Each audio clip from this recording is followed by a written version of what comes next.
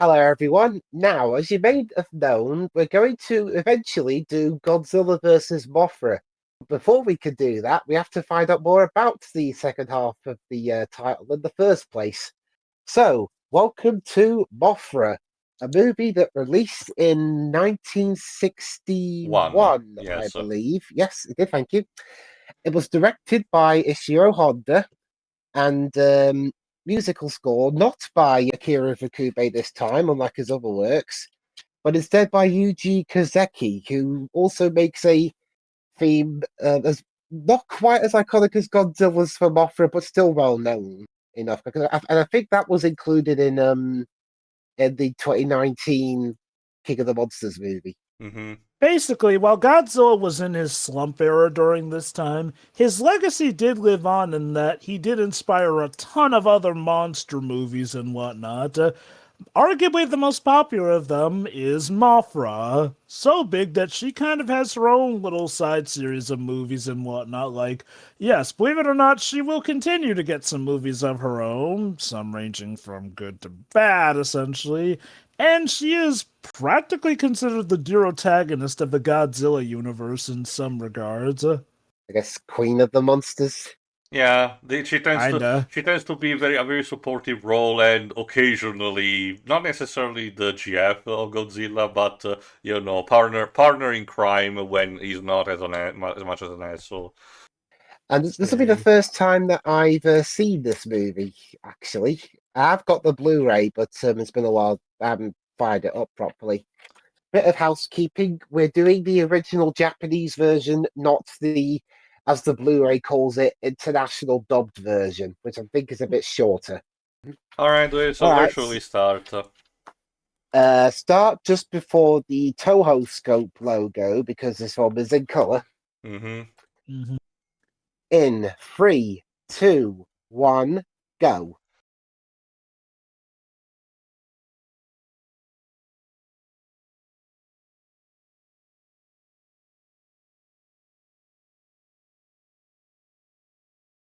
Also, I need to note that, as usual, when it comes to these kind of things, we have a bit of an American Kirby is hardcore kind of deal, because the Japanese poster is basically Mothra swooping in using the puppet that they used.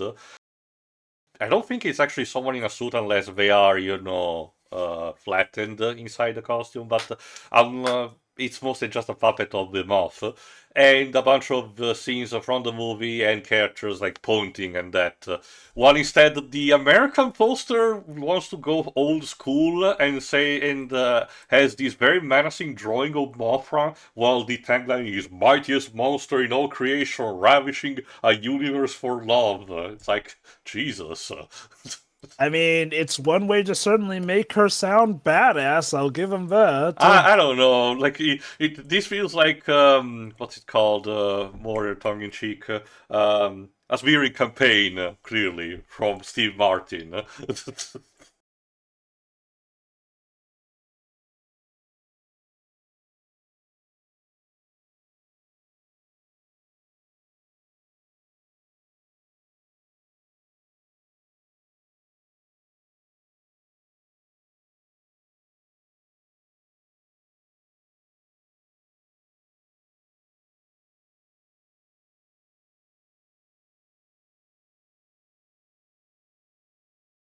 And it's a bit of an outlier in this series of commentaries for another reason. The Blu-ray that I've got wasn't released by The Criterion Criterion. this time. It was by Eureka! Exclamation mark. Hmm. Heh. So, for all intents and purposes, I know that it probably wasn't the original intent, but nowadays, can we just assume that the events of Godzilla have occurred at this point? I don't remember because I do wonder if originally they wanted to have the movies very clearly separated instead of having a shared universe and then eventually integrating the kaijus in them. So I don't know if From I what don't remember. I watched this movie like once, and that was way too long ago for me to remember. From what I understand, originally this movie was pretty much just its own thing, essentially, but obviously, retroactively, Mothra became drawn into the I guess it's more of Godzilla-verse a and case of whatnot. similar to how The Incredible Hulk 2008 was retroactively made canon to the MCU. I only do wonder because this is clearly written in the guise that, oh, we're just focusing on Mothra. Godzilla? Who's that? Which is funny in hindsight. Like, at least Incredible Hulk had, Tony Stark in it, so at least that doesn't feel weird being a part of the MCU. Although, admittedly, as you can see, it has a similar beginning to Godzilla. A fish out in the sea is not necessarily attacked by the monster in this case, but it's clearly not having a good time because of the weather conditions.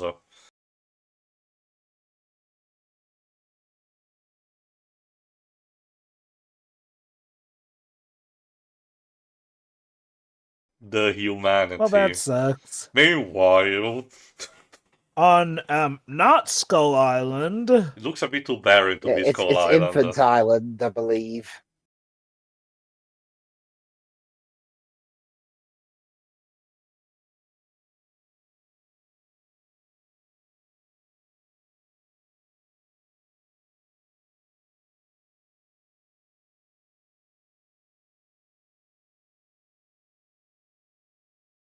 Okay, then I do wonder if maybe they were taking some inspiration from King Kong with this, like, oh, a kaiju from a supposedly Undiscovered hard to get reach location. It's island a and all very type of that. common trope for the monster that is unknown to civilization. Post World War II and the beginning of massive globalization, there was this sense of feeling that all of the world had been explored, so there was no more surprises to be had. So instead, a lot of stories came up with the idea of territories that were considered uncharted, that were still having a lost civilization, a temple full of traps, or, for example, a giant monster lurking around. Check the back of my Blu-ray. It says that the international version is 11 minutes shorter than this one. I wonder what edits they made. Really? I might find that out on my own time.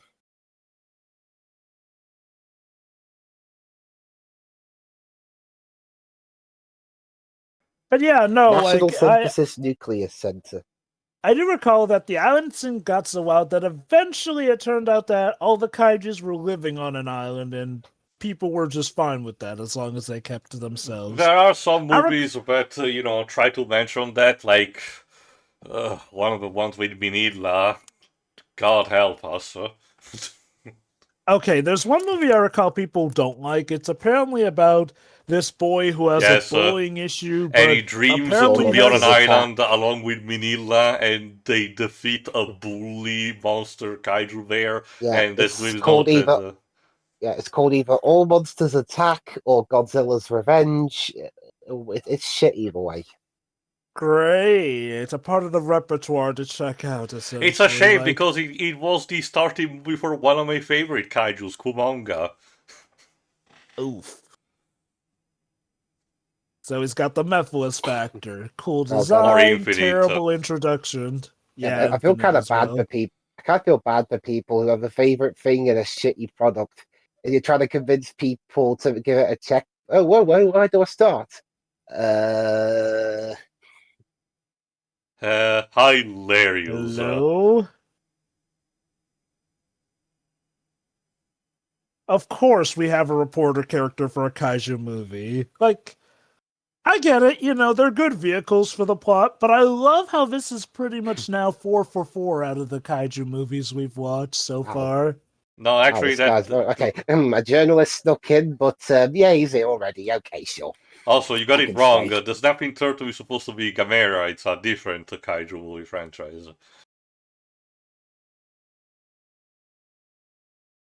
I do wonder, since if I recall correctly, it's all in the Showa era. How does Godzilla end up becoming friends with Angus to the point where they casually chat? Yes, there's a point where they actually do just casually talk to each other. It just Despite the happens. fact that Godzilla, killed Anguirus. It just happens. Similar to Rodan, a lot of his allegiances come and go with each movie. Sometimes we try to inject a story reason like mind control from aliens. Yes, we will get aliens in this franchise, don't worry. Things are about to get bonkers.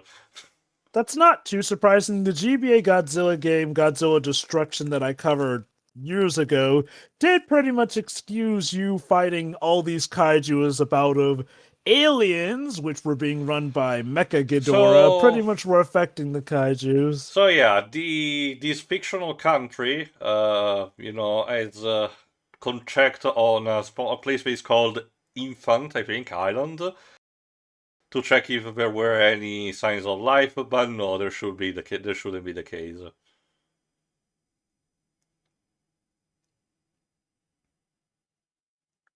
So based off of that flag, it looks like they're going for a fusion of India, America, and Japan for this fictional country, yes. Fictional country.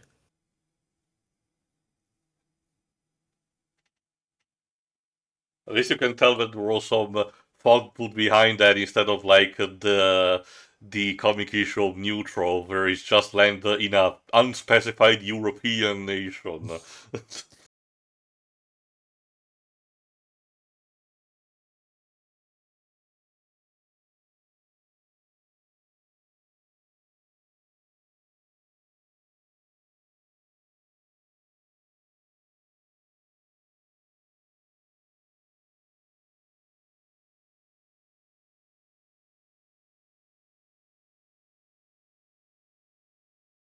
Just holding up this newspaper for a dramatic reveal. I forgot if Cujo's actor is supposed to be a big name that they had for this movie. Or if it's just a gag that he doesn't want to have his picture taken. I don't want to show my face.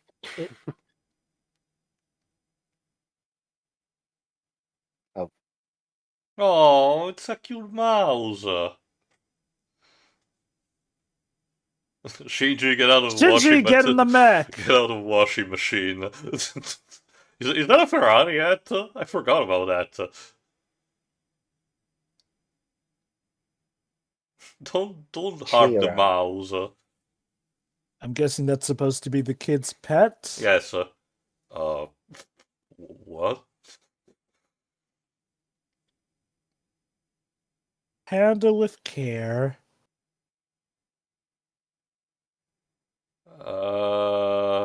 It's in his pants, isn't it? Hi there. Okay, no, that's not a Ferrari yet. Yeah, if I recall correctly, this movie does still retain a bit of the comedic moments that were introduced with, not introduced, but that did become more of a staple of the kaiju movies, while still having a serious story at the end of the day.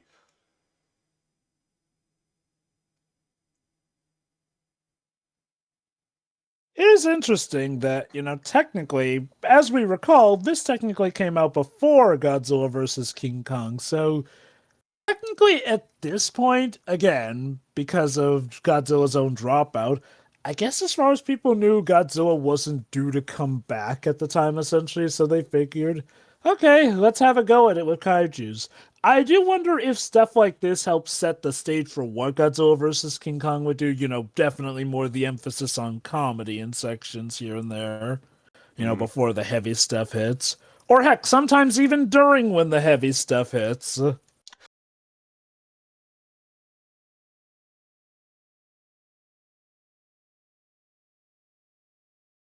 The person that they went to see here, Dr. Shinichi Kujo, here, is actually played by prolific actor Hiroshi Koizumi, who after this, actually no, he was already in Godzilla Raids Again as I think one of the military aviators, I think, but even after this, he's gonna be a staple in a lot of the kaiju movies.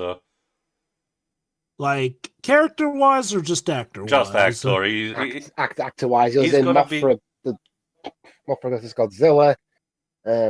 Dogger, the space monster. Ghidorah, the three-headed monster, and then the 80s Godzilla movie, and also returned for Tokyo SOS, which is the 2003 movie that is a direct sequel to that era's introduction of Mechagodzilla.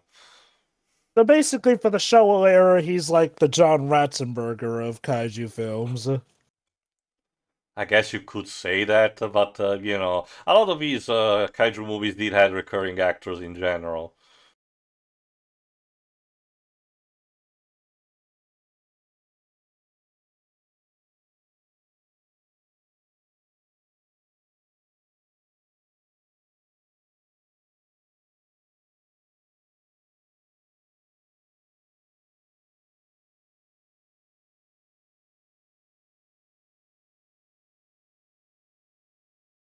Man, this guy's smoking a lot.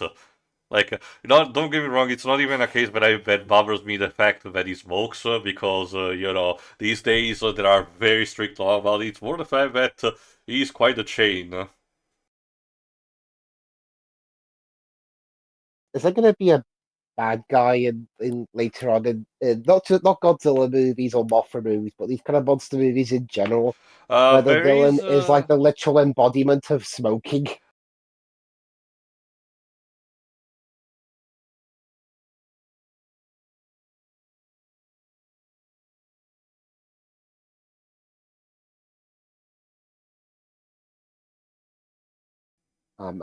A couple of these movies do have an environmental message that goes beyond the whole nukes are bad, but also just about humanity should not fuck around with the planet. An environmental message that gets muddied under all the drugs they look like they were taking.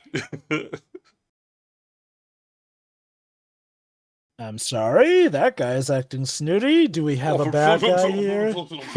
This is most unorthodox. that looked like the discounted Tim Curry from the Mrs. Santa Claus movie with Angela Lansbury. He really does seem like a Japanese version of Tim Curry, just off of the way he sneered. You're right.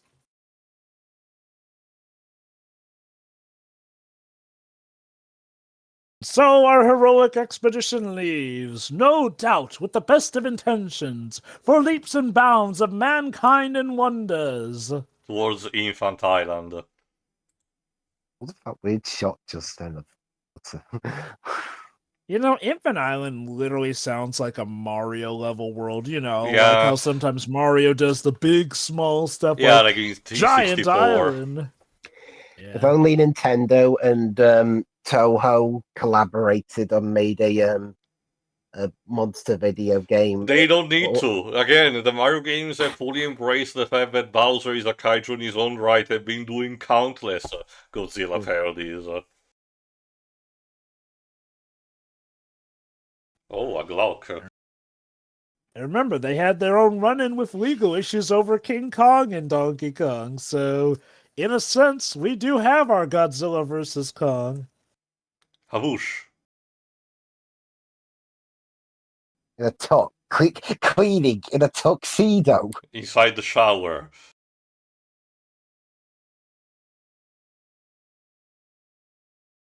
He really is a snooping reporter. Yeah, you're no James Bond, mate.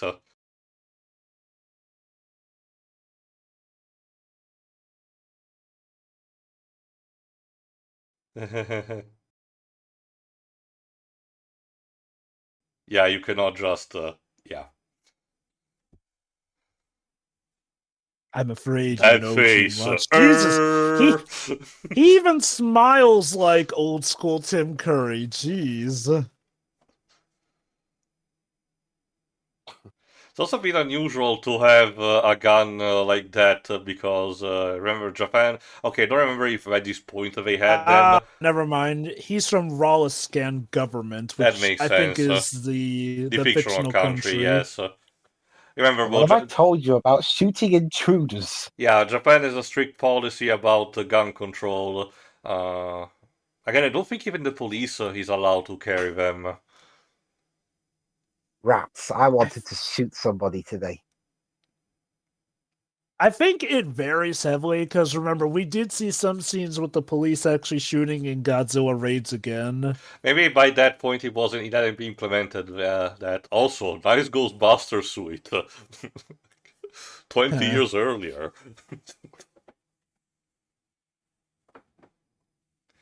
You know, Ghostbusters and Godzilla. That seems like a worthy crossover. I mean, I suppose, but the thing is that while Godzilla has occasionally delved into the paranormal, with the Godzilla goes to Hell comic, that one is a trip. The kaiju movies never particularly delve into the whole ghost affair, so Well, maybe we could just have Godzilla fight the Stay Puft Marshmallow Man, or have him have to fight against a corrupted Statue of Liberty.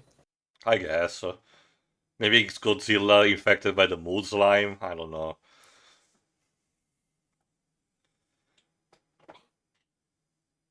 I'm just thinking of that scene from the gag from MST3K. Ha ha ha ha ha! Your costume is ridiculous.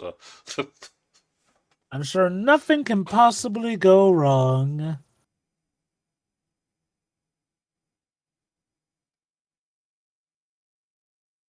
Yeah, you can tell they wanted to have a mixed group for representing the fictional country. Because a lot of these actors I can tell that were not strictly Japanese in terms of ethnicity.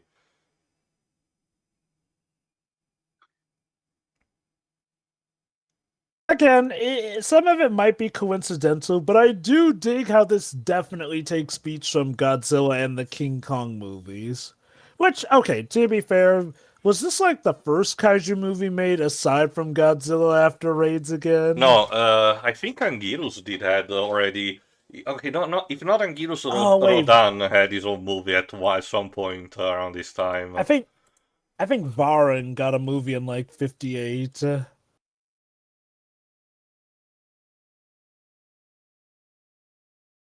Yeah, there you Oh, go. wait. The Rodan solo movie was in 1956.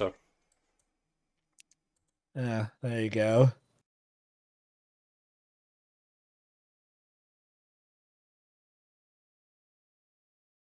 Apparently, they did ask Akira Ifukube if he could do the music, but he refused.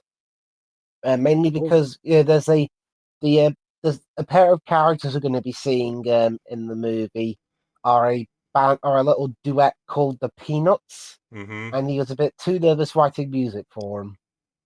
Uh-huh. Idiot.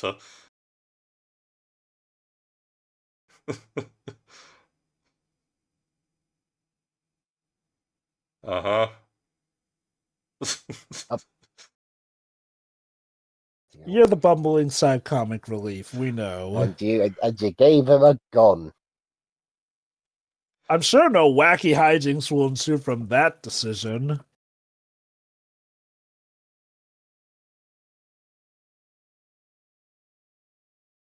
So whoever created Infant Island must have been on some substance. Mm-hmm. Okay. The entire point is that they're exploring the island because the people that were rescued, as mentioned, they were having radiation sickness, so they want to discover what is happening in this specific island.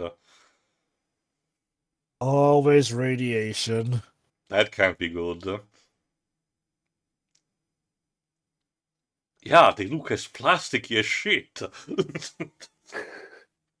That one looks like it has literal party fuzz hung on it. Again, I joke, but this is not that much different from how the mushroom forest or the crystals were created in Journey to the Center of the Earth 1950 movie,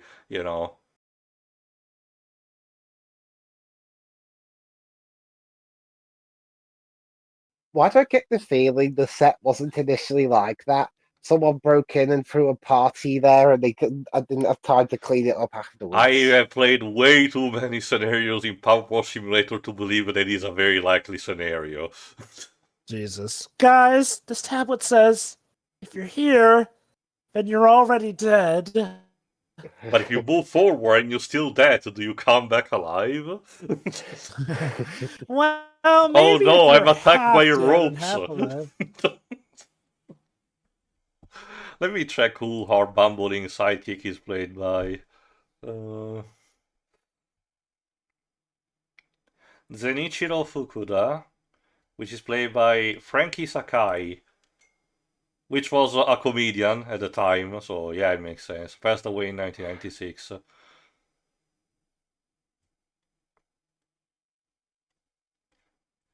Curiously, The sound of that organ. this is the only kaiju movie he was in.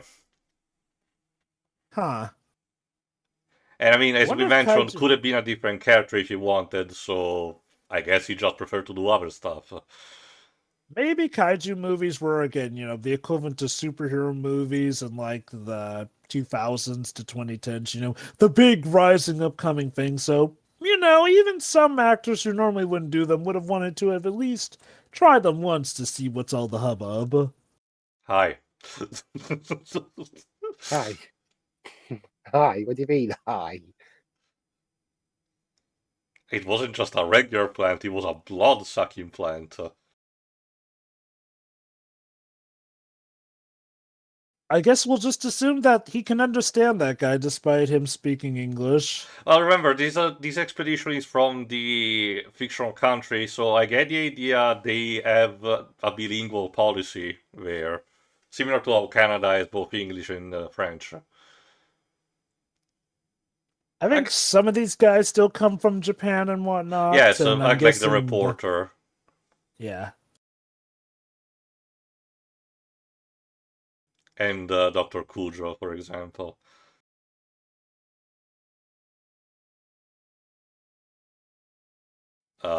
Is it?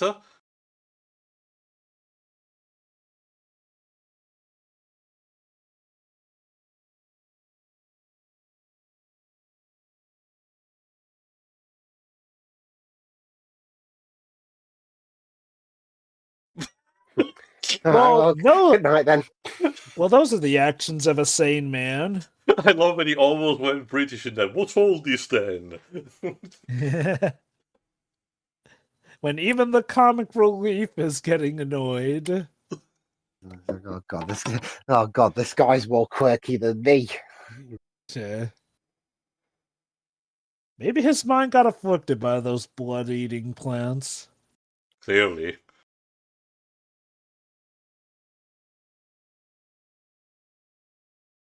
Who's sounding the alarm in this music? Maybe it's a young Akira Yamaoka and he's composing way before Silent Hill. Exactly. He just pounds the same notes on his organ. Wow, I gotta say, Akira Yamaoka was doing fantastic work considering he was minus 7 years old. There we are. I like the how this inhabitants implies of the island, Lilliputian type of humanoids. I like how this implies that they literally just stood around in the same position all night. Hello. They are And clearly yeah, they speaking speak at a high frequency. and in unison. They sing in unison. So, time for a bit of a callback. If you watch Deji's videos, when I was mentioning about the twin characters in the Pokemon OVAs of Rayquaza versus Deoxys, the two characters who were speaking in unison and had a masquerade as part of their team, they are a clear reference to this. Weird that they chose to... Well, okay, granted, I guess we don't have a kaiju butterfly Pokemon yet, but what an interesting choice, since Rayquaza feels, if anything, kind of more... She's not legend. It's not legendary, but Volcarona, I argue, it's the closest we get. I guess. We promise we won't test nuclear bombs here. Yoink. Oh no, he turned her into a doll.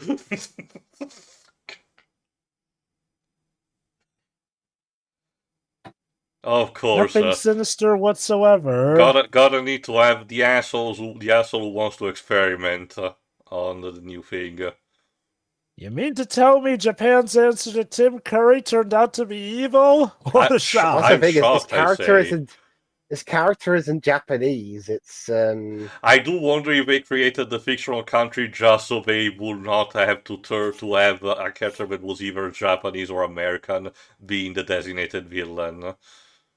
For convenience sake, Dwibs, he's the Oh. More Japanese people in version of Tim blackface to Curry. be natives, unfortunately. Why was this a thing? It was unfortunately very common, Dweebs, at the It's like time. this.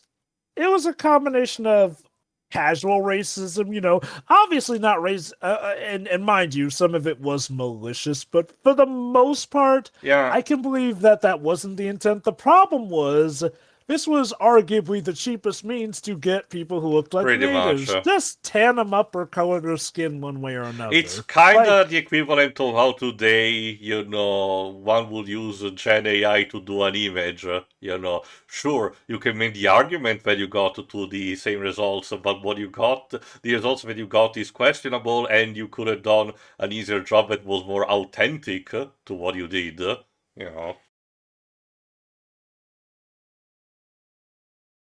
I love how there's this one guy is the only one speaking English. But as Joel was saying, Waves, it also depends on the context. Sometimes, like in this case, it was just to have a fictional civilization, but it's still, they decide to, paint someone, rather than pick actors who would resemble, the people in question. But no, other times there were actual cases of minstrelsism. mhm. As for the whole, I'm guessing the country's name is Roliska, since Mhm. they mentioned it as the Roliskan government. I'm guessing the idea is, again, a fictional country that works as like a crossroads between the likes of English and Japan-speaking regions. If I recall correctly, the Soviet Union will be involved tangentially later on when shit gets real, similar to how they were Hey, present in the of American course, cut of the King Kong of vs. course you could. Godzilla. Of course, you could advertise curiosity. Just put forth flat Earth conspiracy theorists. They'll be curious enough. I mean, there's Oh, curiosity and then there's fear mongering to it. Yeah, but that's how conspiracy theorists try and hide their conspiracy theory. Does they just say, "Oh no, I'm not a conspiracy theorist. I'm just curious." Jesus Christ. so yeah, they kind of came back empty-handed, it Or at least seems. they claim. Yeah. Are you Hmm. ignoring us? Yes, piss off. No No finding findings Yeah, I guess. announced. announced. Yeah. They have to publish. Basically, we went to this Alright, let me check. mysterious island and found nothing. Let me see who Clark Nelson was played by. Jerry Ito. Jerry Tamekichi, no, Gerald Takemichi Ito, called Jerry, an American actor and who spent most of his professional life in Japan. So he started again. Yeah, it's kind of like what I guessed. He's basically the type of actor that they wanted to have a Western type of character for a Japanese mostly made movie. He And I'm stopped guessing he's acting. fluent enough in. Yeah, both Oh. languages, yes. He stopped acting at the end of the 70s and then passed away in 2007.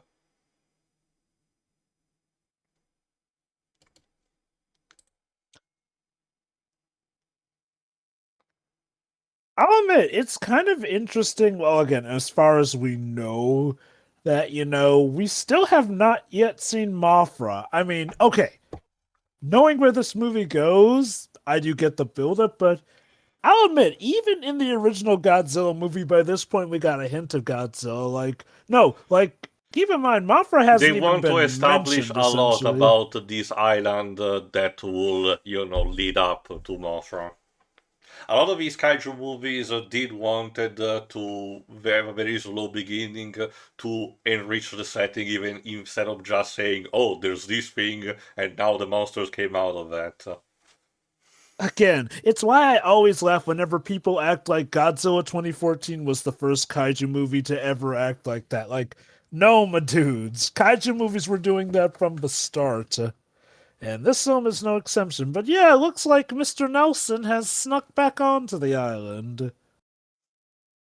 Which kind of makes me wonder, why did he need to do that? Like, why not just have him I assume he's going to kidnap the girls, but why not just have him do that earlier in the plot instead of having to come back embarrassed, unless that's Okay, I supposed to don't be remember the details, but I motivation think for it's him more of a going case. further. Yeah, actually, I forgot. I think it was more of a case where he was stopped beforehand.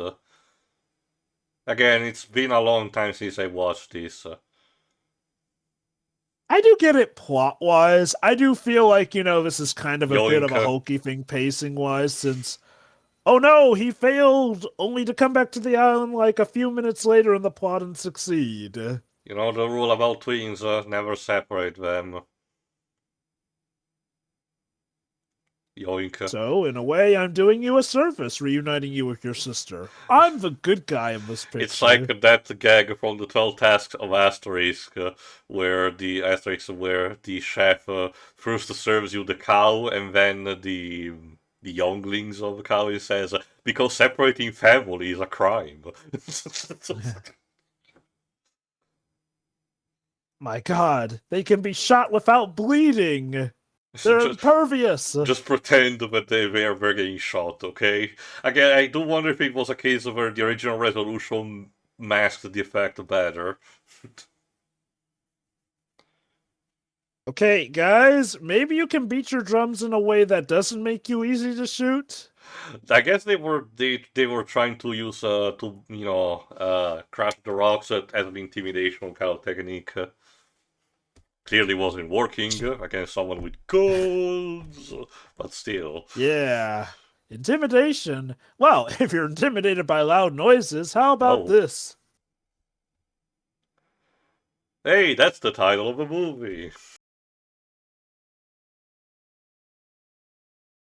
Why did you say the name?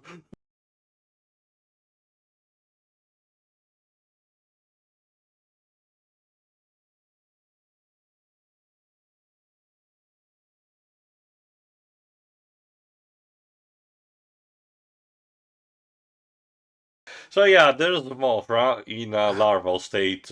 Compared to the other kaijus, this particular one will take time to reach their different forms, representing properly, the stages of a bug.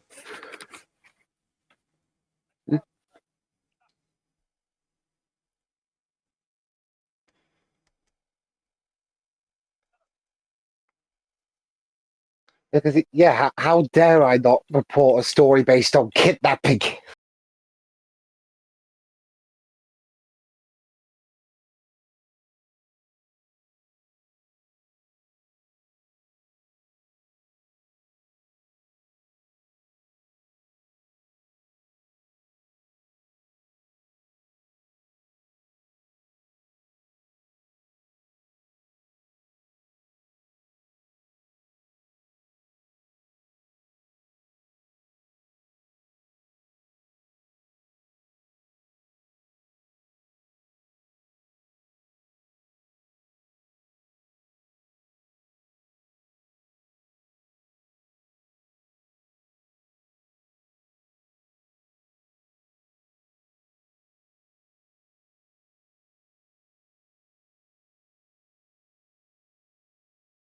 This is a lot like King Kong now that I think about it, even with being, okay, technically not the beast in question, but aspects from the island and putting on a Hmm. show with them. I don't think we're calling them the Eight Wonders of the World, but close enough.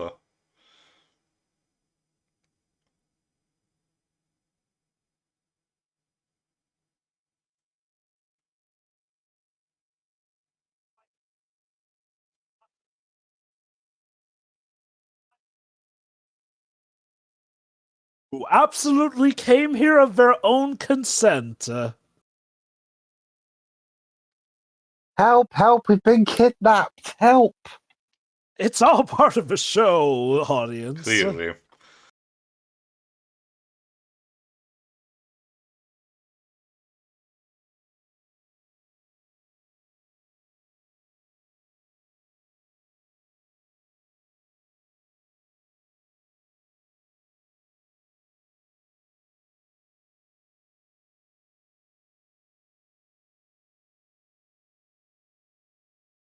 Let me check who we got Yes. to play the twins. It'd be funny if they literally got the same woman and like doubled her No, up twins, next to herself. Yumi Ito and Emi Ito, the Peanuts that Dweebs talked about before. They were a Huh, vocal. the They were actual actually Peanuts. they were actually two singers all the time, so they got professional singers for the roles. Neato. In fact, didn't their company, if anything, help make this movie? I think so. I don't think this was a case similar to M. Night Shyamalan's Trap, where it was a vehicle for a singer.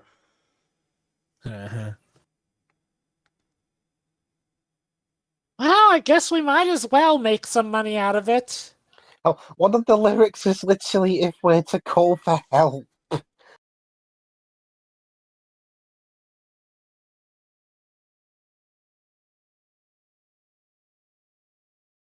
Okay, now we actually have malicious racism in story, mind you, where the bad guy has hired Yeah. actors to replicate the natives. See, how dare he have people put on blackface, essentially? Unlike the people of this movie who had actors in blackface. Getting mixed messages.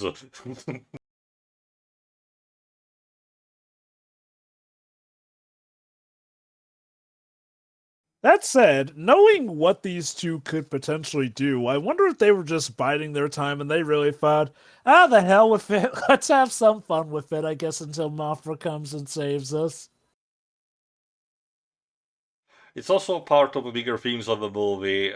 One aspect that I don't remember how much is explained upon is that the people who worship Mothra strongly believe in balance inside the world. So even if for a situation that seems as perilous, at least they have faith that Mothra will restore order to the chaos. If I recall correctly, I think the little two fairies, as they tend to be referred to in canon, are kind of like recurring elements, but Yes, later I think will be they phased are tied out. to And yes, they are tied to Mothra. They're called the Shobijin. But as we're saying, I think they will eventually phase out, and Mothra will just show up whenever she wants. it makes me wonder, did these show up in any of the older Godzilla movies? Yes, Did they get the same actresses for I that? think so. Let me see.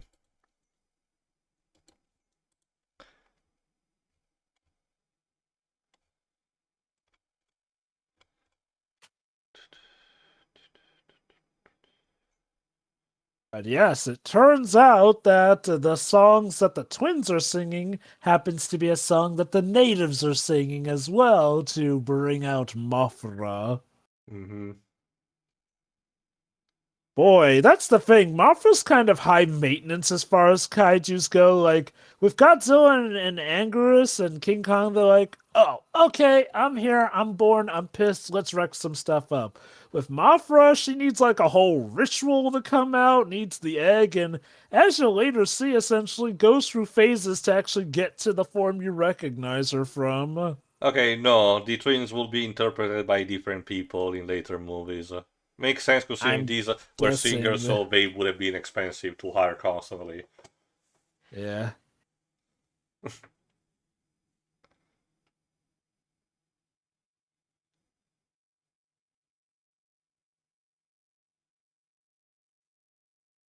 Then why even been blinking help in Morse code? No, they weren't blinking help. They were blinking health, as in we're in good health, thank you. You can't stop the truth.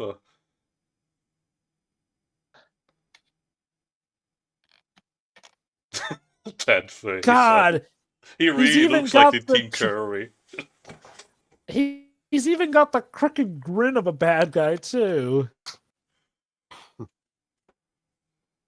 You can tell how evil this guy instead is because of the cigar. Yeah, scientific data. We're scientifically seeing how much money we can make off of them, all in due research. I guess it's one case where they're not just worth their weight in gold. Heh.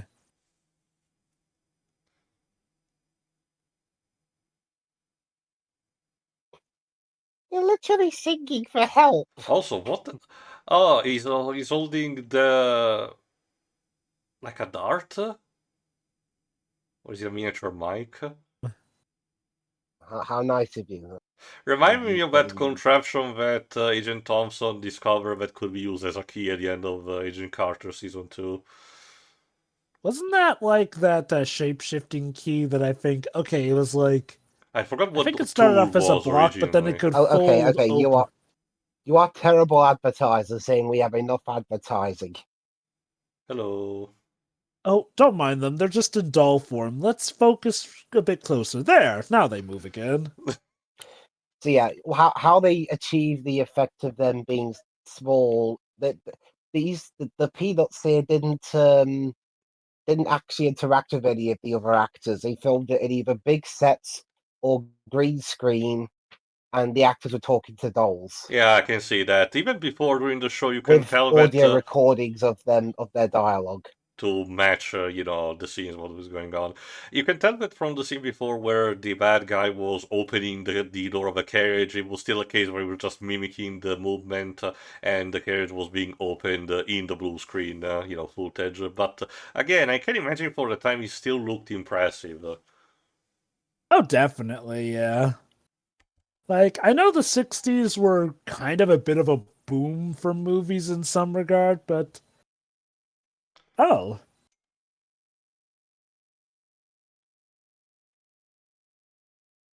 Yeah, if I recall correctly, we're also empath. Do not worry. Mothra will come and wreak a terrible vengeance. We're just biding our time. It was nice knowing you because she's going to slaughter you dead. But we're helping you. Micro camera, of course. The only thing missing is the fake beard.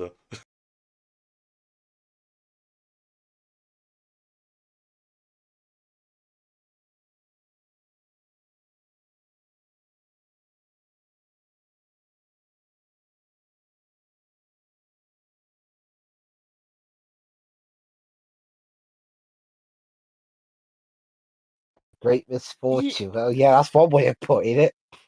Yeah, that's the thing. Despite being one of the more heroic kaiju, Mothra still tends to do a lot of collateral damage, Which as you'll is see. hilarious because in a later movie they had to create an even worse version of her from space called Batra. Yeah. Don't you see, Mothra's a hero. She means well, but Batra is just a selfish fiend. Of course. Okay, we've been dancing for 10 hours, Mothra. Can you please come out of your egg already? 5 I'm more tired. minutes. 5 more minutes, please. I've been sleeping for thousands of years. I'm knackered still. If you take any longer, we're gonna fire you and have Godzilla do it for you. And Yeah, he's just a retired old fart at this point. I guess in a way it is kind of similar to the dance that the natives of Discount Skull Island were doing for King Kong.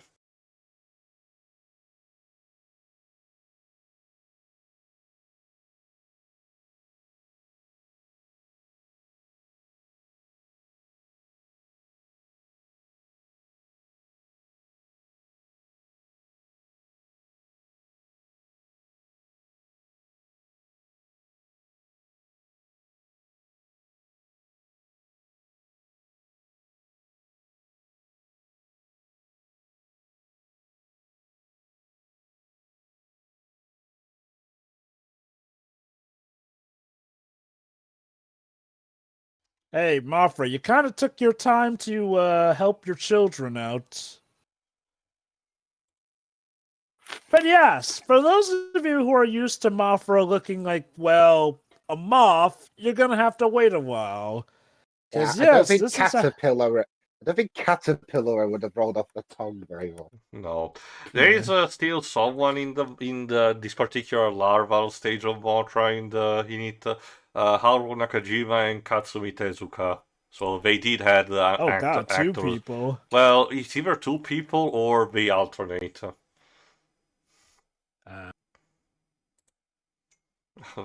Wow, now you're Doctor Doom. I'm choosing diplomatic immunity.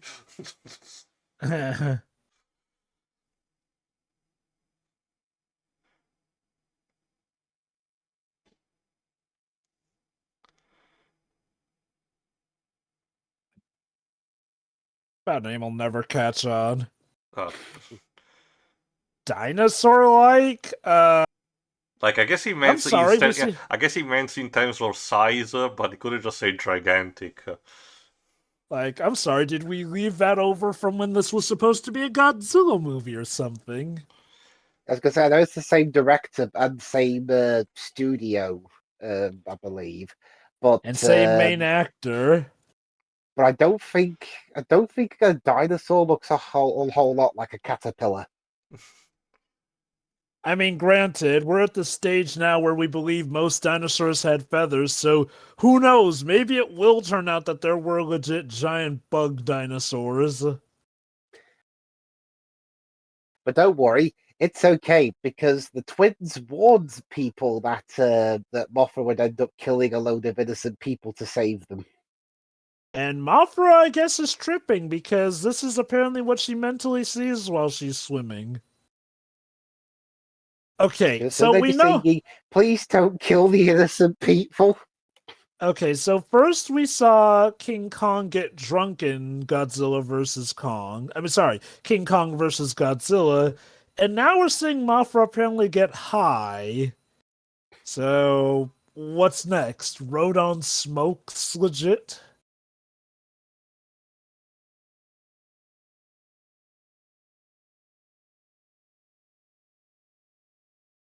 Why do I imagine that for the singers this was basically like an extended music video session for them? Put on these fancy costumes and sing some. To be fair, they're twins in real life, so yeah, I guess they had a load of practice and singing in unison. Mm-hmm. It's worth noting that, remember, Java, the 60s were the moment where the variety show rose up in terms of, something for people to watch, especially with, the rise of people getting more and more TVs. Yep. Hence the song Video Killed the Radio Star. It's kind of funny, well, not funny, sorry, appropriately timing a bit. Recently, a pair of twins passed away that were very beloved in my country. They were called the Kessler twins, which I think they were either Austrian or German, but had a lot of presence in the variety shows in around these decades in my country's TV panorama. Oh, Jesus. This is the true story of how the Titanic sank. Sure, to be fair, it cannot be more offensive than the Mondo TV version. Jesus Christ, yes. The one with the rapping dog, or the one where it got turned into saving the whales? Dwibs, that's the thing. The one with the rapping dog was more respectful to the memory of the people that died. Yeah. It's just sad. I know, it's sad, isn't it? And you want to know what's insane? The Mondo TV Titanic thing went on to become a cinematic universe. They even had a TV series that finally capped things off. Yeah, we only just repaired the damage that Godzilla caused to Tokyo. Could you imagine what would happen if a giant moth came and wrecked everything? The problem is that than a giant gorilla. You have to remember also, these people are not Japanese. The people who kidnapped the two, the twins. So this literally can cause a diplomatic accident. This is something extra that wasn't in the other kaiju incidents. Yeah, this is something that wasn't in the other kaiju movies. So basically the Roskliskins are going, well, fine, we'll just go back to our country, basically. Hashtag not my problem.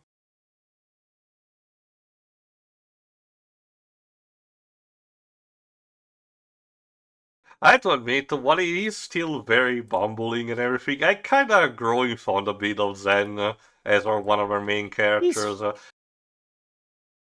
He's still an idiot, and a lot of times he's too much of a coward, but at the very least, if it's, poked correctly, he's not giving up.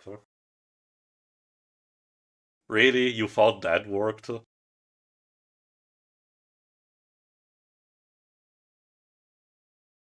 Huh. Yeah, you. I don't think the other kaiju movies had the proper human brawls. I do love that the comic relief is the one, and he can actually apparently fight some.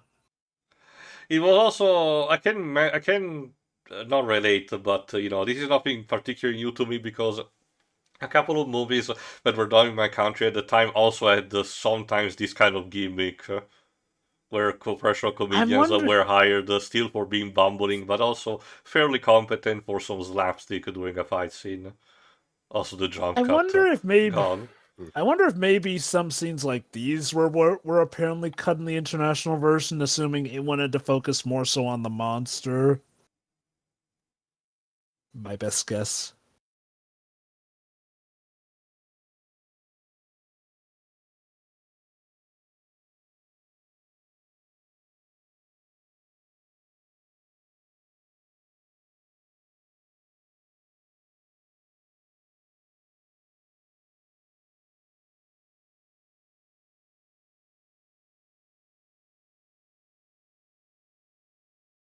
We're sad we can't stop Mothra killing a bunch of people.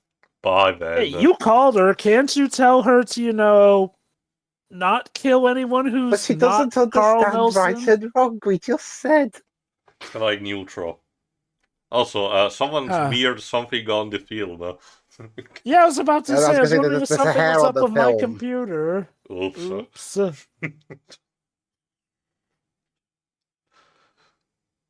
It's like that on my Blu-ray as well. There's a hair on the film. Yeah, it Hi. probably was part of the original film and was not fixed for the restoration. I guess digitally we could have, masked that. Oh, they've got an idea here, basically. A special material that can supposedly block out their telepathic waves. Yes, this has the effect of making our device not working. That means it proves You our see, theory.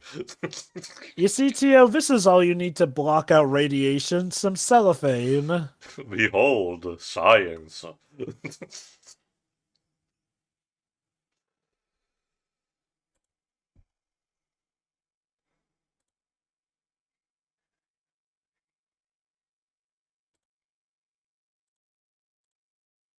Just pray she can't perform string shot.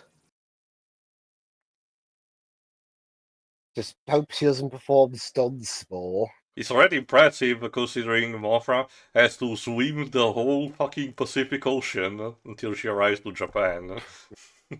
And then King Kong's going for... Skill and then issue. King Kong Yeah. And then King Kong passes her after he's done beating up Godzilla, going, "Oh, hey, Bye. take my advice, don't go to Japan. It's weird there." Do you have some red berries? I'm kinda exhausted from the trip. No! Aw. Oh well, see you in like 50 years. How specific? Just to mention, because if you've seen only the movie, you might not know. Apparently, there was a tie-in comic that explained why exactly Kong did not leave his island during the events of Godzilla King of the Monsters. Apparently, one of the side effects of the Ghidorah, which was to raise thunderstorms all over the planet, was that one was actually seizing Skull Island. Whereas in reality, probably the original reason he didn't come was just he wasn't legally able to. Basically. But yeah, no, I can definitely tell that this is a time when this was meant to be its own thing because they keep going just monster, monster, monster instead of going, oh god, could it be Godzilla back again? Because remember, Godzilla lived rent free in Japan's mind after that first movie, basically. There she is. Whee! Well, way to be proactive. Try and take out the monster before she reaches shore.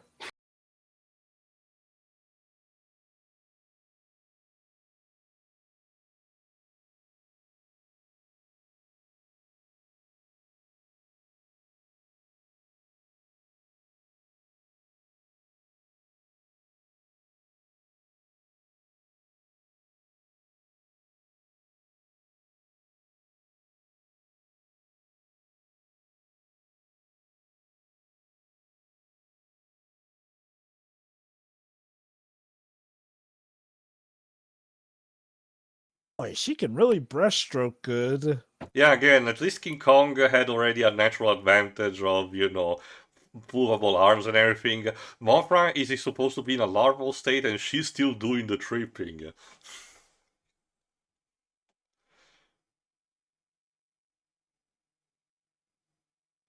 Oh yes, Mothra's absolutely dead from that. We didn't see the body, but yeah, who cares? Yeah, what he said, they haven't confirmed it.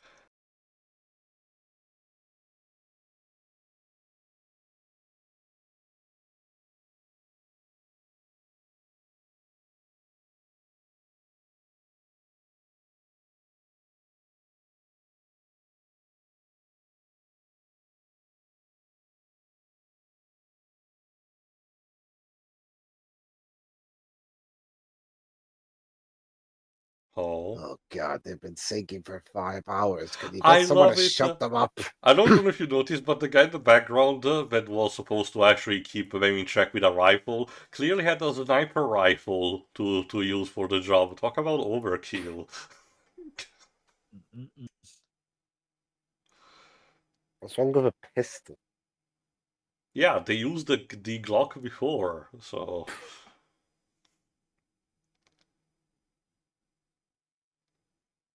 Must have been the wind. Those jelly donuts were particularly great. Nothing beats a jelly-filled donut.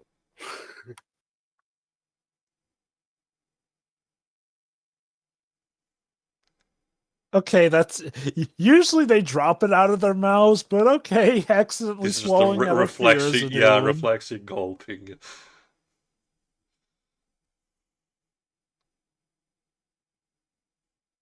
Again, even compared to King Kong versus Godzilla, even the comedy is more on point. Like, not even to say that in that movie was outright bad, but you could tell that he was more stocky, on point. And while there is some trace here, I can tell that there's a bit more heart poured into it. I'm guessing part of the reason was because A, it was a crossover, so go wild and wacky, and B, again, that was Godzilla's return, which, if I recall correctly, you mentioned at the time people were kind of apprehensive on how much Godzilla could really hold a theater, because remember, King Kong had top billing in that crossover and was later pretty much declared the de facto winner, essentially. So I wonder if maybe they thought we need to have more comedy to compensate for Godzilla's lack of charisma. Alas, the show's been cancelled. Oh well.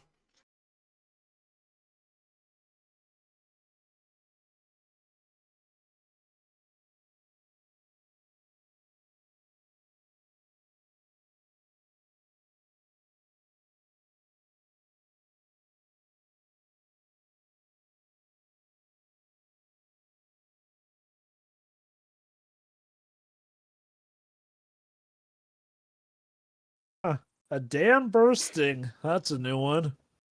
Again, they clearly want to represent parallels to real life accidents, so.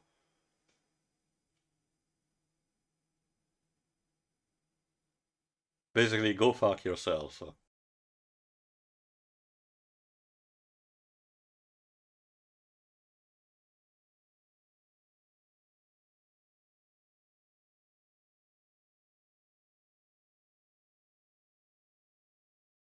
Get in the bag. Oh, thank God that shut them up.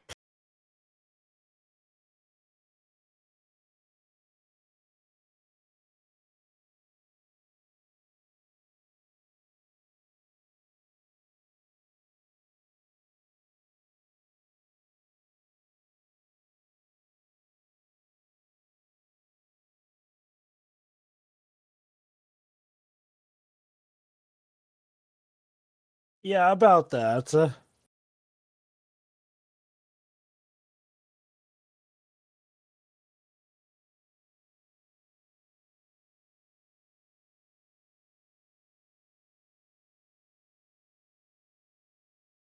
What have you done with my girls? We didn't do anything. It was an asshole called Nelson. I just live here. As far as I'm concerned, Of you're all as course. bad as Nelson. Die! Of course, you need to have The the baby! fucking baby. It's like the Battleship Potemkin. My god. I've seen that movie, actually.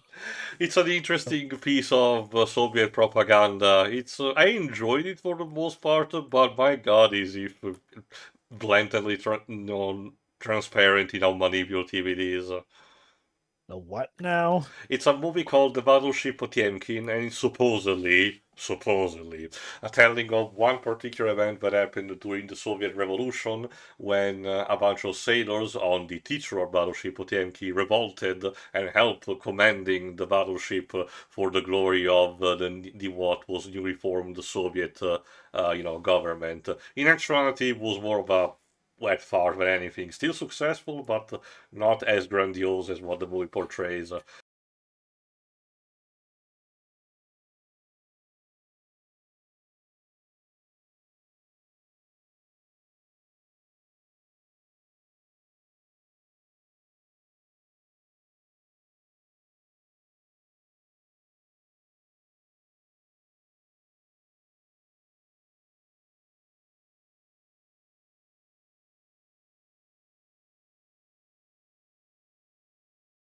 Mothra appears in Tokyo, vanishes after destroying them. Oh my god, it's a Godzilla in 1988 movie. Where did she hide? The water, I guess. I guess similar to Godzilla in the 1988 movie. I guess the water. And to be fair, around this time, I guess Japan did not have enough technology to, sonar resonate the entirety of the bodies of water around the area. So was she like, all right, now that I've gotten my anger out, I want you all to think about what you've done. Oh, and make your peace with God. Goodbye. And basically just went back into the water. Great. Kid, may I suggest a cardboard box next time? They usually work better. That was certainly a way to sneak in.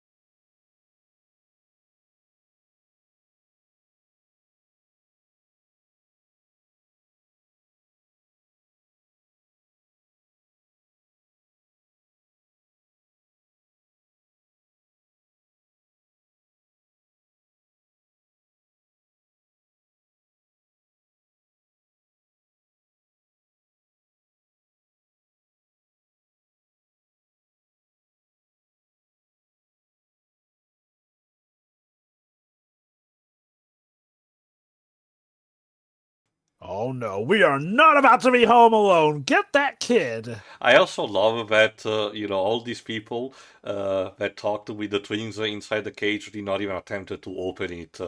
Like it feels to me like he would have had better chances to open it up and stuff them in his pockets so they could not be noticed. Was a valiant effort. I mean, the kid even managed to throw a punch. Alas.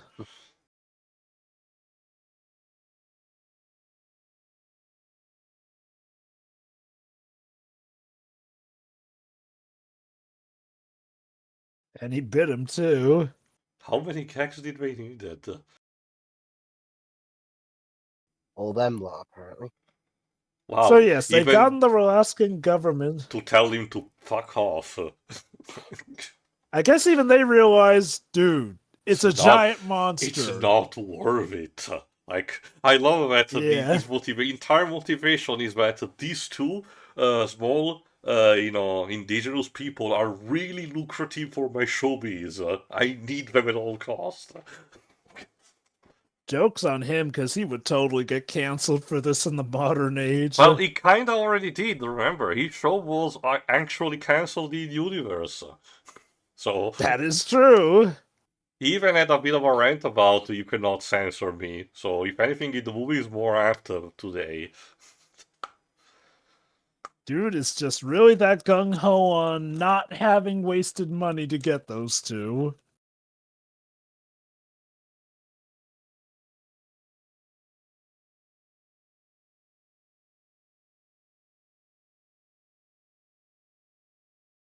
thought they killed him. No, That would have been pretty dark, but just they bound just it, knocked tied him and out. gag. So, interestingly enough, this came out in 1961. You want to know what else came out in 1961? Gorgo. Was Gorgo that a is British what's... one?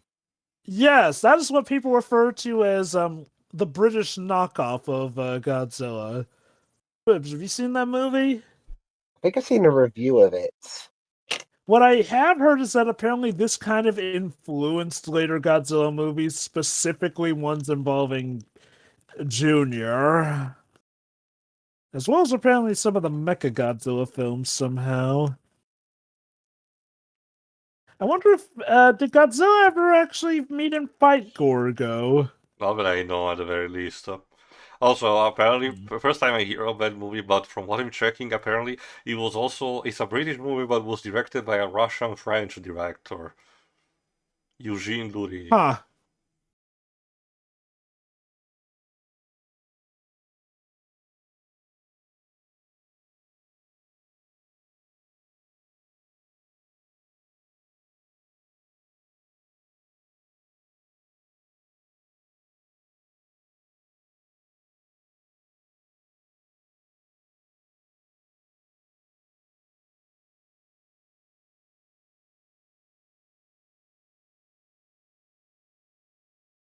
Meanwhile, the poor Mothra is just tanking. Okay, for being in a larval state, she's tanking so much damage. Goddamn. Not that Bailey's thing. It does look like there are some cracks in her armor, though, so apparently those might actually be doing damage to her. Also, is that supposed to be a pastiche of the... Oh, God, I forgot what was the name of the gas company that has basically Pegasus as their logo? I don't know about that. The oil companies that I remember will be Q8 or QT8, I forgot. Shell. Gone. Mobile Oil. Maybe it was supposed to be a parody of that. I don't know. Probably. Because, like, the Mobile Oil Corporation logo does have, like, basically a red Pegasus, like, I did notice in the stock footage of Tokyo the Nissan neon logo.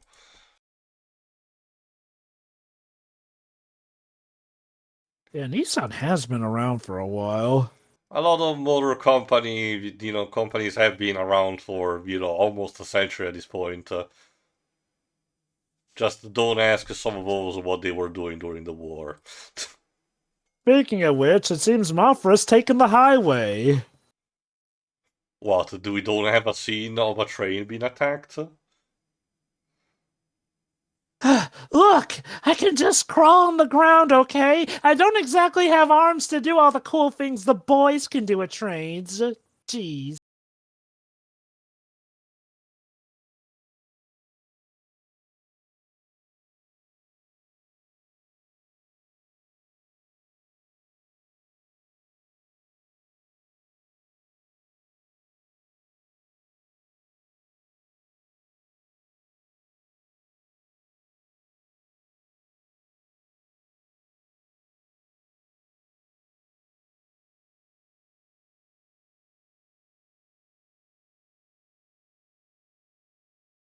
Okay, I may have seen what looked like it might be a hand out the bottom of that costume. Yeah, it's kind of similar to the lion used for festivities in terms of, thought process. Okay, forgot, compared to a lot of the other movies, this one loves to have a bit of flashing to represent the hits from the tanks and the missiles. I hope none of those tiny little explosions actually burned through the costume and hurt the actors. Seems to be work fine even for the water, so I guess they were confident that it was something that the actors could pull away if needed be.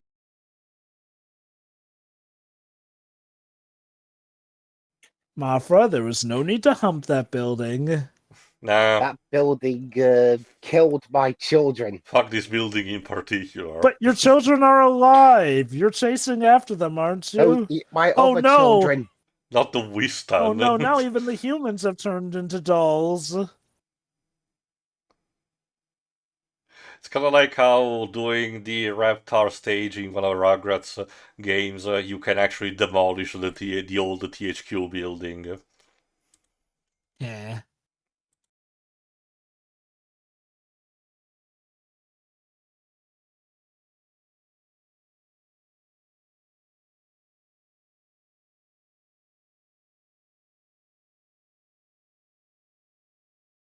So yeah, Mothra is one of Toho's most popular monsters and is apparently second only to Godzilla in her total number of film appearances. Polls taken during the early 1990s indicated that Mothra was particularly popular among women who were at the time the largest demographic among Japan's movie-going audience. Go figure. Interesting. I did not know about that. Apparently, that is also what prompted the filming of 1992's Godzilla vs. Mothra, which was the best attended Toho film since King Kong vs. Godzilla. There's also in the 1962. Royal Rumble movie, Godzilla, Mothra, and King Ghidorah, Giant Monster All-Out Attack, which basically united the three, not united, but made a clash against the three biggest kaiju that they had at the time. Because trust me, when King Ghidorah enters the scene, he's gonna leave an impression. So how do you like that, though? Mothra is a positive role model for women out there. You go, girl. So yeah, things aren't looking good, and I don't think their toy tags are going to be much help. Well, they haven't in the previous movies. I don't know when, I don't know how, but I'll kill you all starting right now if I don't see my twin babies return to me. No, Jova, we're gonna get the an aquatic kaiju in a few movies from now. I forgot what it's called, the lobster one. Not counting Godzilla, but I get what you mean. No, Mothra, do not hump the Eiffel Tower wannabe. Actually, that's the Tokyo Tower. Well, hence why I said Eiffel Tower wannabe, but yeah. You know, if I recall correctly, I think in the sequel to King Kong vs. Godzilla starring Kong, I think it involves Kong fighting his mechanical counterpart atop that very building, too. Yeah, right. The aquatic kaiju is called Ebira. It's a giant lobster.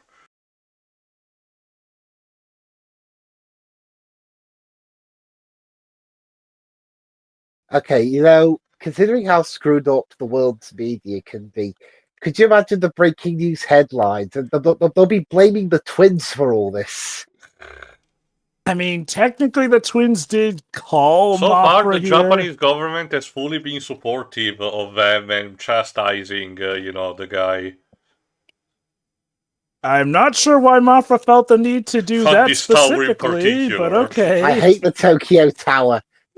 I don't know why. Are we sure she's not actually a cat in a costume? Oh god, that would make too much sense. Alright, so... Okay, I think we've dealt her enough a blow. Are we absolutely sure? Can someone pour down a can of Raid?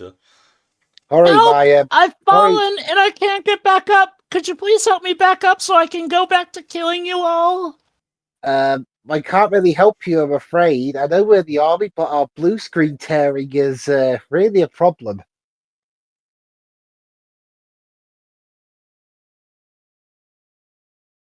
Shoot, she does know string shots. Yeah, I was about to say, yeah, you were wondering about string shot? Of course. What does string shot do again? Lower speed? Just lower speed, yes. Well, screw that helicopter in particular. Yes. I mean, it was in the way, admittedly. Don't worry, I'll repair the tower with my string shot. It's not going well at the minute, but I'll get there eventually. That'd be funny if Send more Mothra's. toys. You know, that would be funny if Mothra's like the one apologetic kaiju for all the damages they cause. Is that the hidden sequel to this movie? Mothra cleans up Japan. Yes. Clearly. I mean, The to whole be fair... movie is just Mothra repairing the damage she did. Ah, okay, you mean that.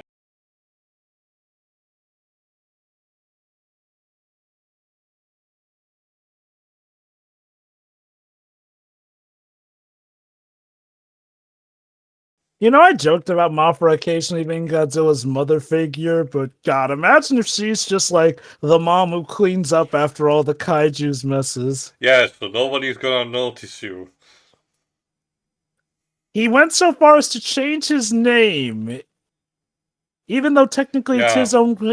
Technically, it's his own home country he's going to, but granted, you know, even his home country pretty much requested that he return the twins. Which, you know what? I gotta give credit. Like, thank goodness for the mass public actually realizing, guys, giant kaiju on its way. Maybe we shouldn't anger her.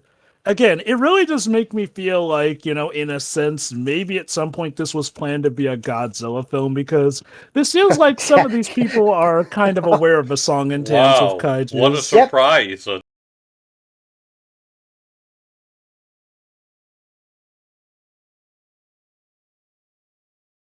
Never mind talking about this giant caterpillar making a cocoon at Tokyo Tower.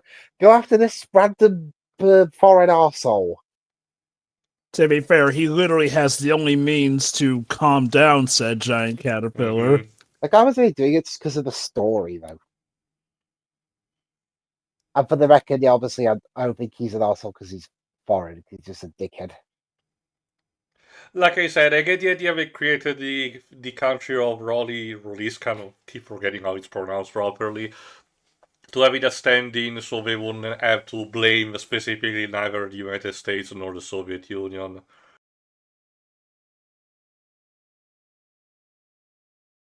And even then, Great misfortune, yeah.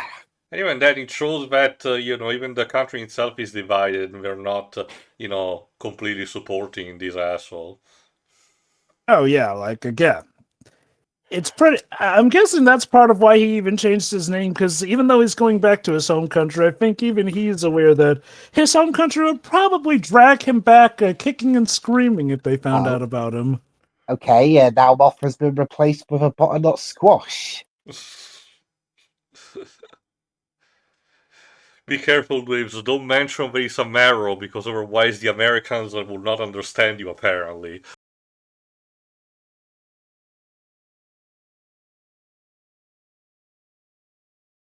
Those are some big balls she's got. So yeah, we're gonna literally cook Mothra from the inside with an atomic ray.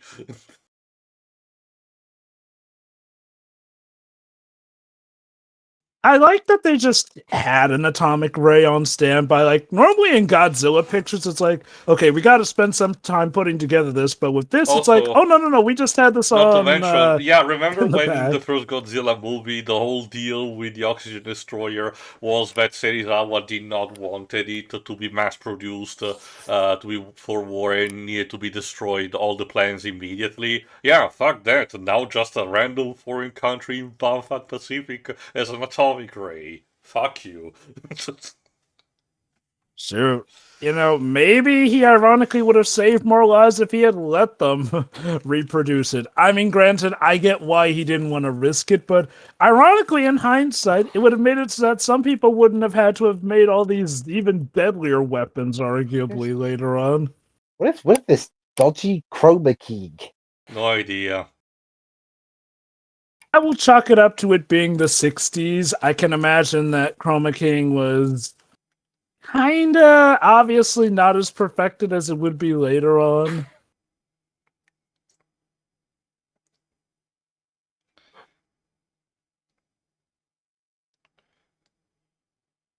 I forgot, Jova, since it's part of the NASA history, if I recall correctly. When did studies about microwaves, you know, began to be performed? Oh, are you talking about like In the actual general. microwaves themselves? Yes, Okay, I know let's see. that the invention of the microwave oven was due to an accident of a guy leaving a chocolate bar during one of the experiments. But, I wanted to know how longer before, because they could have just said that they were using a microwave ray instead of an atomic one. 1945 was when the So it studies was before began. this. Go figure. Technically, the idea was actually around as early as 1920, with one of the big showcases being at the 1933 Chicago's World's Fair, demonstrating the cooking of food between metal plates and all that. Mm-hmm. Wow, I can't believe they killed Mothra before she even looked like a moth. I mean, to be So fair, I fire guess you is just call her Fra now. To be fair, fire is super effective against bug. A great success, we vaporized the cocoon. Boy, what false advertising. That picture of Mothra as a giant moth on the cover was all a lie.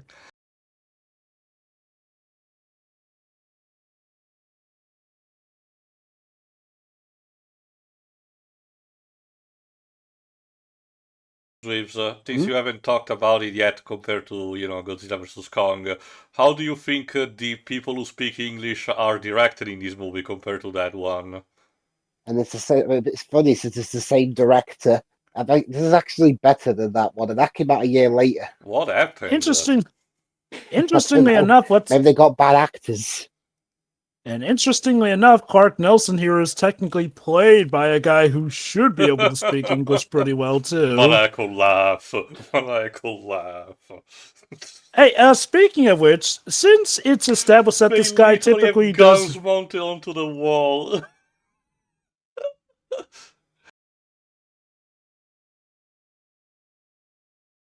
Funnily enough, since this guy, Clark Nelson, technically is someone who I guess would arguably speak English more, I wonder why he's speaking Japanese here.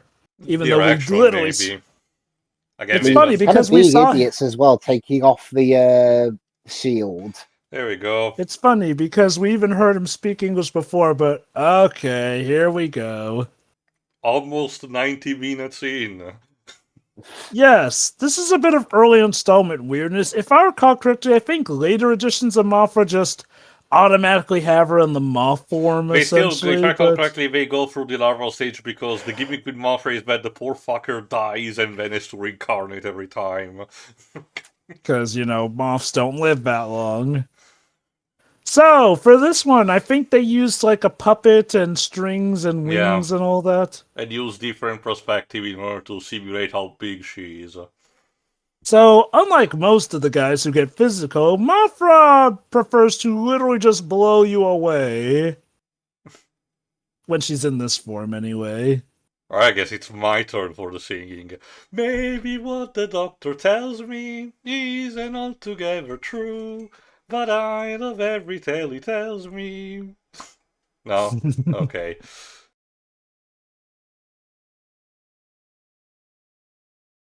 I think I already checked what kaiju movies these did MS3K covered or racetracks, but I want to know if they actually did this. Did they cover the... Oh, God, I keep forgetting the name of that movie because I don't care for it. The one with the bully kid and all that. Destroy All Monsters, is that the one that called? they talk about it. No, I don't think so. I know that they covered, I think, the 1998 movie, but...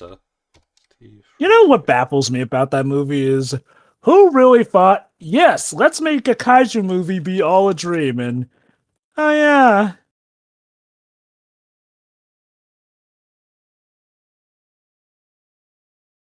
Congrats, now even your home country hates you.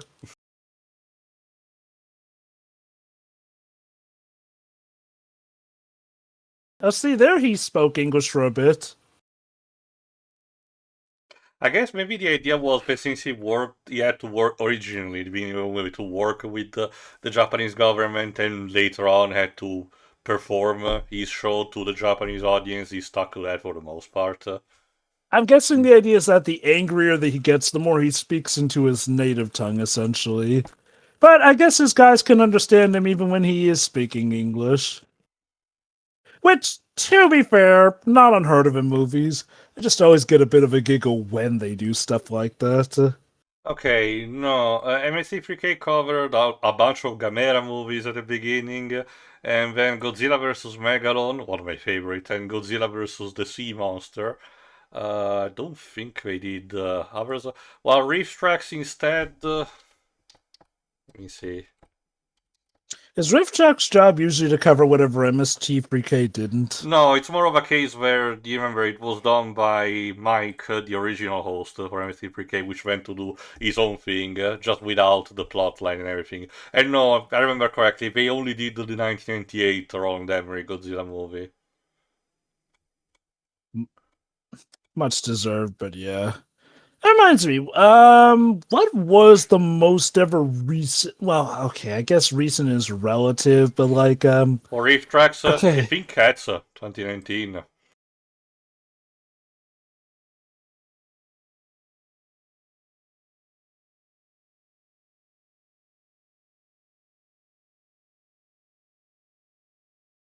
Yes, because it worked so well the last 100 times you shot my wings. Okay, no, never mind. The most recent stuff they did for Reef Tracks is Top Gun Maverick, because they did cover the original. Neat. If I understand correctly, Rift Tracks is kind of basically like us. Like, instead of, always Firing taking gags the every piss out of 5 a bad seconds, movie. yes. It's more Yeah. of an actual commentary, yes.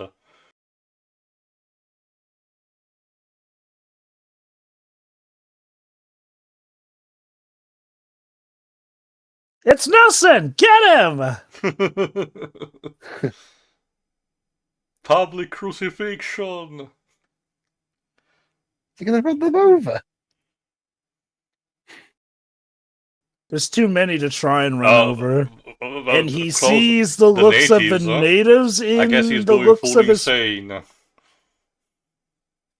I absolutely love that because this movie was made by a Japanese in order to make, how do we make the guy, immediately distinguishable to be evil? He loves guns.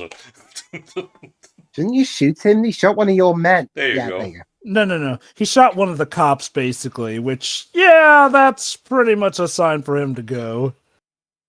And that's him down and out. I also love that his death was super theatrical. It was custom at the time.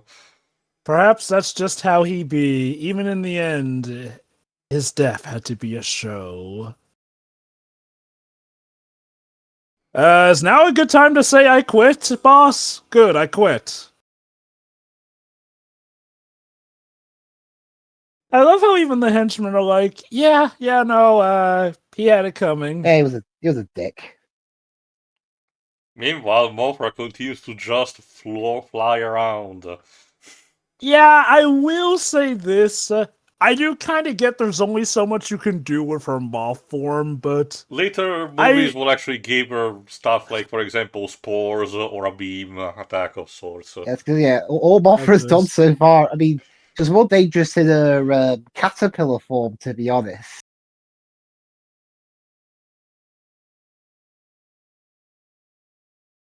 Well said, Wally. Yeah, I think some of the hammy American acting's breaking through now. Again, I do wonder if it's a case of, America. if Sonic Adventure 2 is anything to go by, Dwibs, Americans being directed by a Japanese director who kind of mainly only knows Japanese can lead to interesting circumstances.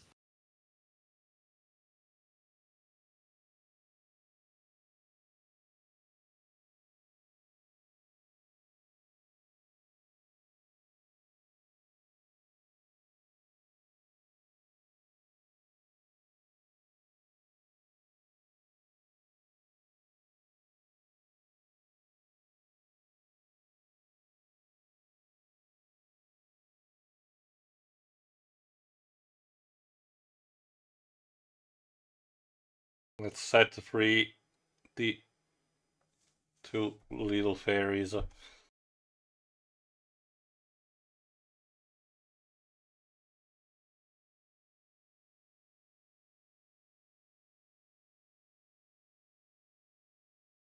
That's actually a good point.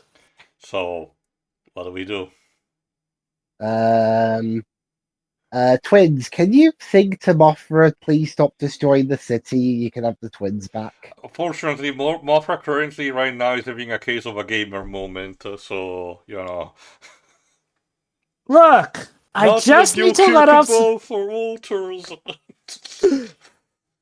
Newkirk City will never be able to recover from this.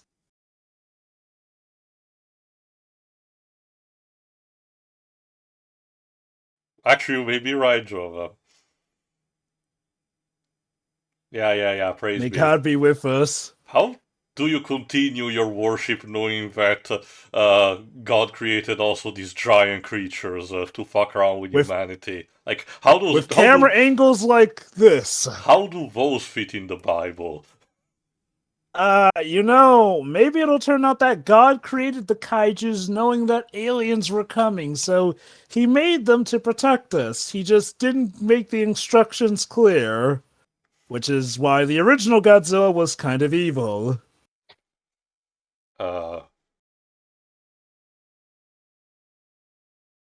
Okay. So we need to find religion.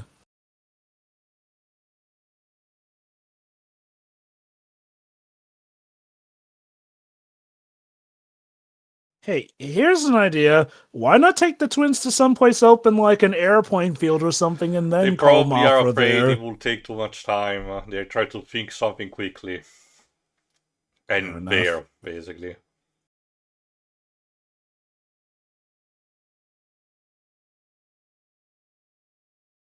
They are taking it to the airfield.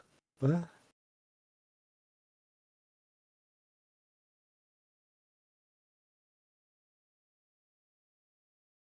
And where were you that day when Christianity saved the day from Mothra? Oh, how poetic. 3 p.m. For those who don't know, well, it's widely regarded, at least for, for religious purposes, that the death of Jesus happened at 3 p.m., o'clock precisely, so...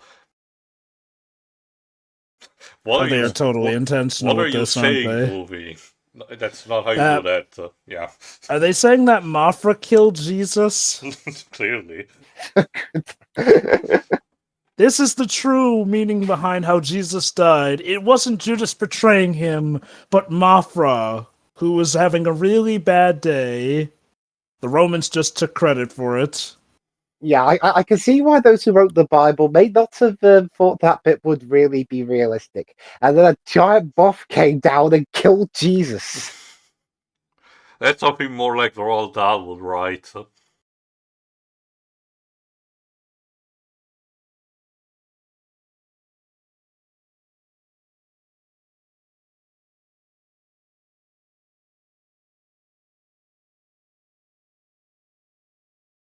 Not the toy boats! Damn it, my diorama figure took ages to make, Mothra! Well, good news for you, Jova. You can recreate all the dioramas you want without any worry in the Godzilla PS4 video game.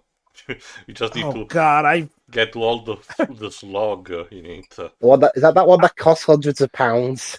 Yes, because it's very rare.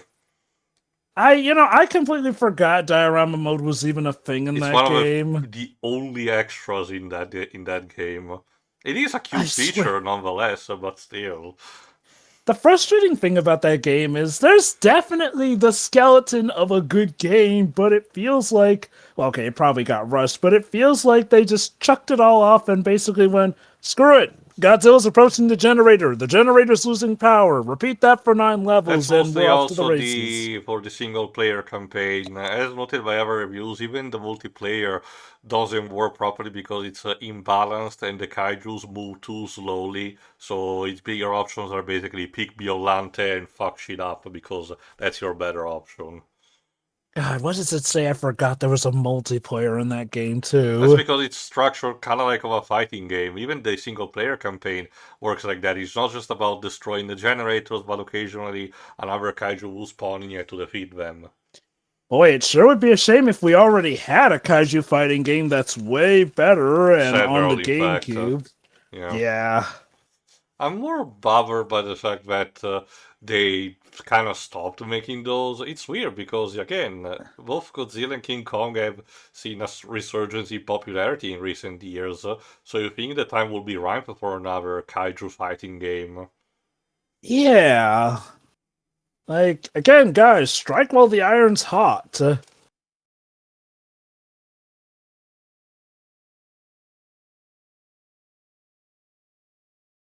All right, all right, all right. There Look, you go. if Jesus is still mad about that time I killed him, tell him it was an accident.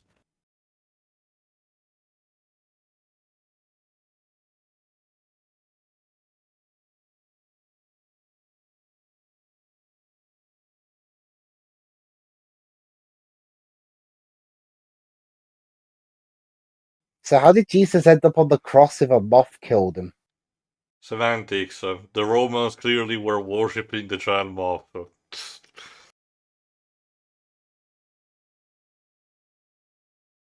Sayonara, Mothra the kaiju. Live and learn.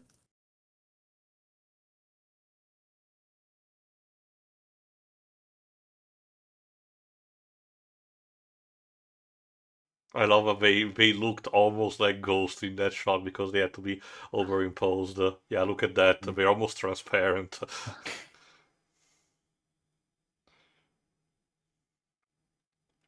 Is Mothra humping the ground? She's basically, jumping on place in order to kickstart the Has- ascent. Has Clearly. Mothra eaten the twins? Let's just say when they climbed aboard, I don't know. Okay, twins, you're in my mouth. Whatever you do, don't do anything Goodbye, inside my Mothra. mouth that will make me swallow, okay? Goodbye, monster who destroyed our city. Again, it's the Man of Steel logic, kinda. What does it say that up until King Kong versus Godzilla, this was arguably the happiest ending a kaiju movie had at this point? Yeah, again, this is still a cautionary tale, but you can tell it's way more whimsical. You forgot to take the pictures? Who gave all of this? You are so fired. The event of a century, and we didn't get a single picture of a giant moth. What, like, is this the reasoning for why other movies might have people not remember Mothra because this one newspaper forgot to take pictures?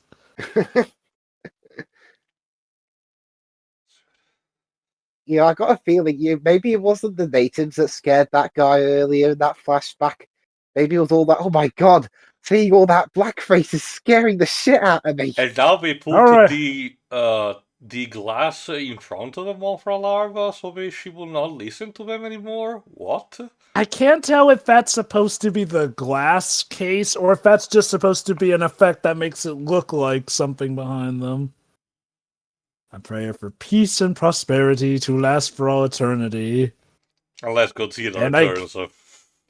And I guess we can just assume Mothra died and laid another egg.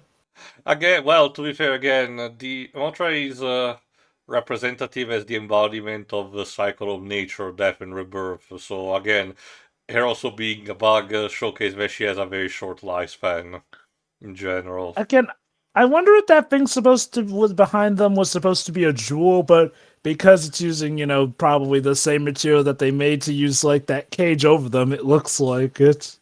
And that's it. It's true. We don't even get like an ending shot on Mothra herself, so just not much of an epilogue either. It's just very simplified to say what happened to the basic characters, but that's kind of it. All right, final thoughts, I suppose. Leaves. I mean, it's solid enough. I mean, there are a couple of issues, namely the really dodgy chroma keying. Even by the standards of this series, it's really off-putting. I mean, the story itself is competently told, and hey, for a production mainly in the Japanese language, the English voice acting, for the most part, isn't too bad. It helps that they got some Western folks to actually, speak English too. That's the thing, though, Jim. They had Western folks in King Kong versus Godzilla, and look how well that turned out. Yeah, and you tell me it's the same Yeah, that is director true. just 1 year after this. The songs, well, okay, what songs we get are pretty good. I mean, when you have musical numbers in a movie like this, you really have to get good singers, and the Peanuts are really good, even if I don't fully understand what they're singing. What did you think of the bad guy? Oh, I enjoyed his sliminess and his eventual over-the-top death. The way he got shot, as if he got shot by a giant bullet. It really does feel like Tim Curry just came early. But yeah, overall, I think Mothra is a pretty solid kaiju movie. It'll be interesting to revisit when she crossed over with Godzilla at some point later. Yeah, that's it for me. Java. Yeah, no, this is a pretty good film. It's a nice change of pace to have just a kaiju who was undoubtedly, for the most part, benign, essentially. Mind you, does kill some innocents, but that apparently is to do with how she kind of goes wild when her babies are taken, which is funny because later iterations go on to say she's like the one kaiju who actually can reason properly, so I guess she was just having a really, really, really bad day this day, and I guess having to swim the whole way probably made her cranky too, essentially. Honestly, though, I truly do enjoy this movie as a whole, essentially. Clark Nelson is a relatively good bad guy, essentially. You love to hate him. He's really got that Tim Curry hamminess energy to him, essentially. And it's delicious because even in story, everyone just quickly grows to hate him. Probably because enough people have a sense that, dude, it's not worth it keeping these girls captured when a giant kaiju moth is going to come and kill us all. But nope, he goes out literally shooting some of the cops of his own nation just to try and keep them. And sees his comeuppance for that, essentially. Now, if I were to say this, I do feel that I agree that this movie probably tackles the idea of a whimsical tone better than, say, King Kong versus Godzilla. But at the end of the day, I would probably still like King Kong versus Godzilla better, but that's only because it's King Kong versus Godzilla. No. This one has basically its stuff more retained better. The comic relief feels better balanced with the actual seriousness and whatnot. And it feels like we're allowed to end on a relatively happy tone and whatnot. As usual, the innovations and effects that they worked into the film were evidently groundbreaking for its time, essentially. Mind you, like Dwibs mentioned, the Chroma King is on level with some fan projects of today. Although, to be fair, that might be a compliment in our good old year of 2026 compared to a film made in 1961, essentially. So, in all fairness, it evens out, essentially. Mothra was definitely a notable addition to the kaiju roster. She's unique, and she's a kaiju who has to warm up in phases and whatnot. Again, there's some early installment weirdness here and there, but hey, what you gonna do, essentially? Overall, though, this movie was a fun delight, and I look forward to seeing more escapades from kaijus, Mothra included. Tio, your final Yeah. thoughts? Honestly, if it wasn't for the elephant in the room that is the way the natives of the island of the twins are portrayed, this will be my favorite kaiju movie so far, even more than Godzilla, King Kong versus Godzilla. You mentioned the twins. Why not just have the natives look like the twins, essentially? No Like, you idea. know, it's the same thing with King Kong. Okay, you have island natives, but it's of a fictional island, essentially. It's one of those cases where you could arguably have them look like whatever, and people probably wouldn't bat too much of an eye at it. Anyway, I don't yes, know. I know that the movie is more whimsical, a bit more stereotypical with how they have a clear bad guy, and a lot of times a lot of the actions might make no sense. But I argue in this case it mixes well enough to get the sense of a modern fairy tale. It is not that too dissimilar to what a Disney movie from the Renaissance era would be, theoretically. You just make it animated in this. Uh, but even in general, you immediately understand who is the bad guy, and instead who, even as bumbling, still has good intention, like the reporter. And Mothra is an interesting addition for a kaiju instead of being another bipedal or a reptile. She's very unique. Yeah, so you can make an argument that in her fully evolved form, she really doesn't do that much because she just floats around and then she floats down. That's your Dark Souls inside joke for the day. And then it's just resolved very quickly. But honestly, it really works for me. For what he wants to do. The score is fine. The acting, I appreciate it too for what he wants. No, really, it's just the matter of the natives being a product of the time this movie was made. Unfortunately, what can you do about it? All right, I guess that's pretty much it for this. So, Dweebs, do you think next time we will see directly Mothra versus Godzilla, or we will go back to that Gorgo British movie that Jova mentioned? Well, considering the other movie you mentioned doesn't really have much to do with Godzilla aside from it's a kaiju movie not made in Japan, I think next time we'll just continue on with this series that we're doing and maybe go to some of the more international inspired films later date. All right, see you for then. Yeah. See ya.